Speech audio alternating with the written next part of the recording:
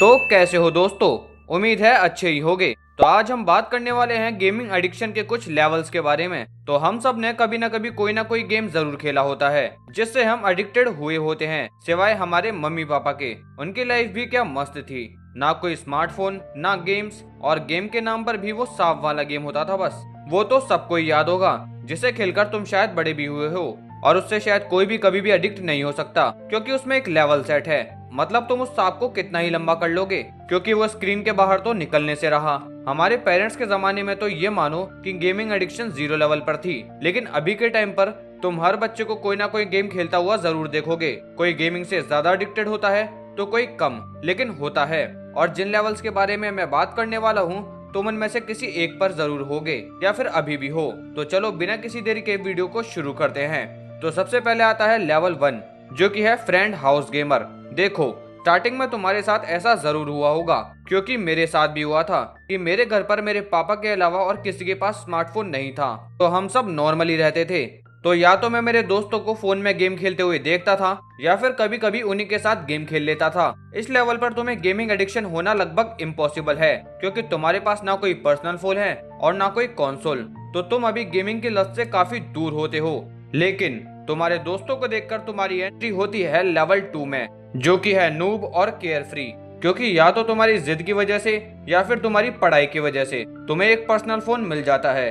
और अब यहाँ पर तुम सिर्फ एक गेम नहीं खेलते, बल्कि यहाँ तुम अलग अलग गेम्स पर एक्सपेरिमेंट करने लगते हो। क्योंकि नॉर्मली अब तुम्हें बस किसी तरह से टाइम पास करना होता है, जो तुम इजीली कर भी लेते हो। और तुमने ये अफवाह तो कभी न कभी जरूर सुनी होगी कि गेम खेलने से फोन खराब हो जाता है, और इसी डर की वजह से तुम अभी वो गेम नहीं खेलते जो तुम्हारे फ्रेंड्स खेलते हैं। लेकिन थोड़े टाइम बाद अब तुम्हारी एंट्री होती है लेवल 3 में, जो कि है फ्रेंड जोन।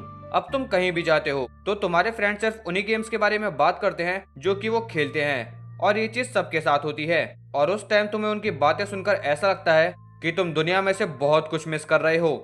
और अब तुम डिसाइड करते हो कि मैं भी वही गेम खेलूंगा जो मेरे फ्रेंड्स खेलते हैं, और तुम अपने फ्रेंड्स के साथ खेलना स्टार्ट करते हो। स्टार्टिंग में तो ये सब एक रूटीन के हिसाब से होता है। तुम्हें ना किसी लेवल की टेंशन होती है और ना तुम्हारे स्किल्स की। धीरे धीरे पता नहीं चलता कि कब तुम 1-2 घंटे सिर्फ गेम ही खेल रहे होते हो, और ये तो काफी कम है, क्योंकि मैं तो लेवल 5 पर पहुंच गया था। अरे बाबा! लेवल 3 पर तुम्हारे लिए गेम ज्यादा इंपॉर्टेंट नहीं होता, क्योंकि तुम बस एक ही चीज की क्यूरियोसिटी में होती हो कि आखिर सब फ्रेंड्स मिलकर गेम्स में ऐसा करते क्या हैं, जो कि उन्हें रियल लाइफ में भी इतना एक्साइटेड बनाता है। और सच बताऊं तो वो कुछ भी नहीं करते। लेकिन उसके बाद स्टार्ट होता है लेवल 4, कंपटीशन। लेवल 3 तक तो तुम्हें सिर्फ एक ही चीज एक्सपीरियंस करनी होती है कि सभी फ्रेंड्स एक साथ गेम में क्या कर रहे होंगे। लेकिन लेवल 4 में तुम नोटिस करोगे कि 2-4 महीने बाद तुम्हारे और तुम्हारे फ्रेंड्स के बीच में अभी भी स्किल गैप काफी बड़ा है, और अब तुम कम्पिटिटिव होने लगते हो। फिजिकल एडिक्शन में ये काफी अच्छा है, पर गेम्स में मुझे नहीं लगता। तुम्हें लगने लगता है कि तुमने अगर अपनी गेमिंग स्किल्स इंप्रूव नहीं की तो तुम जिंदगी में कुछ नहीं कर पाओगे। और इस लेवल पर अब तुम सबसे ऊपर पहुंचना चाहोगे, और जैसे जैसे तुम अपनी लेवल इंप्रूव करते हो तो तुम अपने अंदर एक अलग से खुशी फील करने लगते हो, क्योंकि ये तुम्हें एक अलग ही तरह का डोपामाइन देने लगता है। और अब तुम्हारा सारा फोकस सिर्फ अपनी लेवल पर होता है, और तुम्हें पता भी नहीं चलता कि तुम कब 3-4 घंटे डेली गेम खेलने लगते हो। लेकिन अब अगर तुम ध्यान से सोचो तो तुम्हारे किसी भी चीज पर फालतू गुस्सा करने की शुरुआत भी यहीं से होती है। मतलब अगर गेम में रैंक पुश नहीं हुई तो खुद को ऐसा ट्रीट करना जैसे जाने कौन सा खजाना हाथ से निकल गया हो।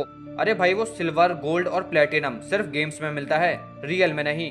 और फिर हम आते हैं लेवल 5 में। अब लेवल 5 में तुम्हें कुछ नहीं चाहिए, तुम बस टॉप पर पहुंचना चाहते हो। और अब तुम गेम को इतनी प्रायोरिटी देने लगते हो जितने शायद तुमने अपने पेरेंट्स को भी नहीं दी होती। तुम्हारा फोकस ओनली गेम पर होता है। मेरे गेमिंग के एरा में मैं फ्री फायर और क्लैश ऑफ क्लैंस से काफी ज्यादा एडिक्टेड था। और कुछ नहीं, मुझे बस अपने दोस्तों के ग्रुप में सबसे ऊपर निकलना था, ताकि अगर कोई भी मेरा फ्रेंड किसी गेम में बैट लगाए तो वो सबसे पहले मुझे ही बुलाए। और पता नहीं, इसमें मुझे अलग ही खुशी मिलती थी, सिर्फ खुशी, पैसा नहीं। मुझे ऐसा लगता था कि जैसे मानो गेम जीतने के बाद इंस्टाग्राम पर उसी गेम का स्क्रीनशॉट लगाने से लड़कियां मेरे डीएम में रो पड़ेगी। पर रियल में ऐसा कुछ नहीं होता। मैं तुम्हें मेरा रियल लाइफ एक्सपीरियंस बताता हूँ। जब मैं स्कूल में था तब मैं काफी ज्यादा गेम खेलता था। तुम इसी चीज से अंदाजा लगा लो कि मैं स्कूल से आकर सिर्फ गेम ही खेलता था, और रात को करीब 11 या 12 बजे तक सोता था, और सुबह 4 बजे उठकर भी गेम ही खेलता था, और फिर उसके बाद स्कूल जाता था। और सच बताऊं, गेमिंग एडिक्शन काफी खराब चीज है, क्योंकि स्कूल पास आउट होने तक मेरे दिमाग में एक चीज आ गई थी कि गेमिंग मेरे लिए सब कुछ नहीं है। और जब मैं कॉलेज में पहुंचा तो सभी बच्चों को मैं गेम खेलता हुआ देखता था। मुझे लगता था कि इनकी जिंदगी में कॉलेज से ज्यादा इंपॉर्टेंट तो गेम ही है। और सच बताऊं तो वैसे कॉलेज भी ज्यादा इंपॉर्टेंट नहीं है, पर गेम भी तो नहीं है। तुम कुछ भी कर सकते थे, इससे बढ़िया तो ड्रॉप आउट ले लेते और कुछ अलग करते। पर नहीं, इन्हें तो कॉलेज आकर भी गेम ही खेलना है। और कुछ बंदे तो ऐसे होते हैं जो कि फ्री फायर के इमोट भी रियल लाइफ में करने लगते हैं, जैसे इससे ज्यादा कूल चीज तो कुछ है ही नहीं। अरे भाई, तुम कूल नहीं, क्रिंज लग रहे हो।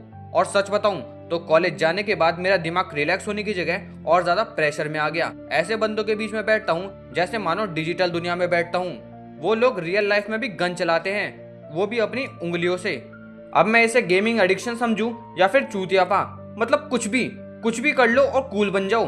तुमने गेम फोन में खेला वो ठीक था, पर तुम रियल लाइफ में भी गेम खेल रहे हो, और वो भी शूटिंग वाला, और वो भी बिना बंदूक के। मुझे ऐसा लगता है कि जब तक तुम्हें नहीं लगता कि तुम्हारा फ्यूचर गेमिंग में है, तब तक गेमिंग से इतना एडिक्ट नहीं होना चाहिए। और अगर तुम्हें लगता है कि तुम गेमिंग में अपना फ्यूचर बना सकते हो, तो तुम्हें जरूर स्टार्ट करना चाहिए। और उसमें भी अपना एक गेमिंग चैनल बनाओ और उस पर वीडियोस डालना चालू करो। पर 10 वीडियो डालने के बाद रुक मत जाना, क्योंकि उससे तो कुछ नहीं होने वाला।